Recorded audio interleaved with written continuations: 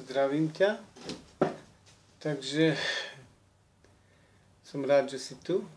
A tento raz sa budeme zhovárať, alebo budem hovoriť o tom, ako psychoterapeut využívam tzv. Biofeedback, alebo biologickú spätnú väzbu, alebo prístroj na biologickú spätnú väzbu, ktorý napomáha tomu, aby som zistil vlastne, kde sa ten dotyčný nachádza, keď sa uvoľňuje, alebo keď je v stave takom uvoľnenom, takom sa to používa pri rôznych technikách, ktoré človek potrebuje vo svojom,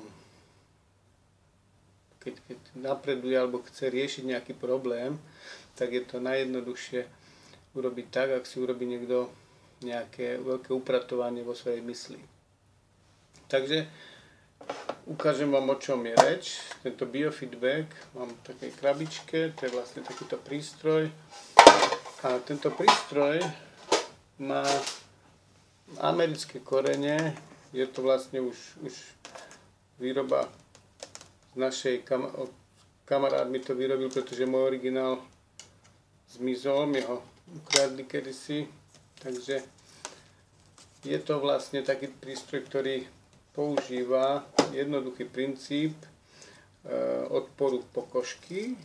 Podľa toho odporu pokožky, podľa týchto kontaktov, sond na prstoch, sa vlastne dozvedám spätne, že čo sa deje s tým dotyčným. Keďže v tom stave uvoľnenom sa mení odpor kože a z tých 15 alebo 20 Hz, ktoré takto vyžarujeme alebo takto používame na hladine beta, keď sme takto normálne vo svete a používame ľavú hemisféru, sa potrebujeme prepnúť do pravú hemisféru, kde vlastne tá kreativita alebo intuícia je vlastne už daná a tam, aby sme zotrvali alebo aby sme odtiaľ mohli nejaké informácie čerpať, tomu ten prístroj dáva takú spätnú väzbu, pretože nevždy sa tam dostávame iba tým, že zavrieme oči. Tá meditácia, alebo tá cielená meditácia, keď zapnem prístroj, ukáže, že kde som teraz, každý človek má iný stav pokožky, alebo napätie na pokožke. A ja si to musím naladiť podľa toho dotyčného, že kde má on nejaké svoje napätie. Hej? A teraz ja keď sa sústredím na nejakú nepríjemnosť, tak to napätie sa zvyšuje, ide hore. Áno, počujeme. Prístroj zvukovým signálom dáva spätnú väzbu, že napätie sa zvyšuje. Naopak, my nepotrebujeme zvýšiť napätie, ale potrebujeme znížiť napätie a tým, že chceme zistiť, že kedy sme v hladine alfa, tak ten prístroj nám to pomôže tým pádom, že sa uvoľníme.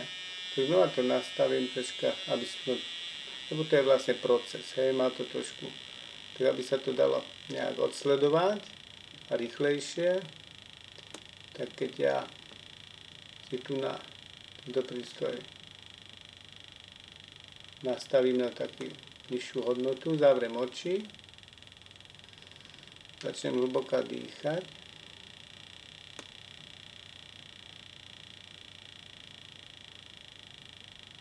Tak vlastne znižujem frekvenciu mozgu. A znižuje sa vlastne ten hukot alebo bzučanie tohto prístroja až na nulu. Potom ja si to nastavujem ešte znovu na vyššiu frekvenciu a aj odtiaľ zídem nižšie. A takto vlastne sa dozvedám, že ten dotyčný, alebo ja sám, či som tam, a ja už mám cvik, takže ja to až tak nepotrebujem, ale keď s niekým pracujem, že kde sa nachádza, alebo stačí jedno slovo, jedno nesprávne slovo a už je vonku zo svojej komfortnej zóny a už je zasa v napätí ten človek. Takže teraz chcem ukázať, že aké je to, keď sa uvoľní a ako pôsobí, ako ten prístroj reaguje.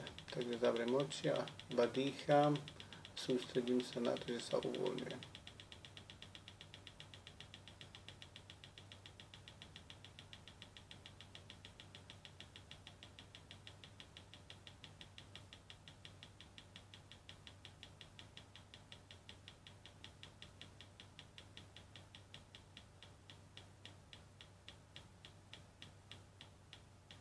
v tom uvoľnenom stave zapnem obrazotvornosť a začínam pracovať s podvedomím.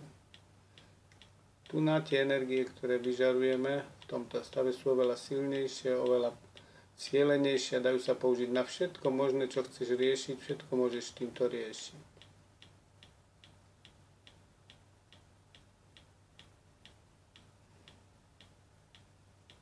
Takže naopak, ja sa budem teraz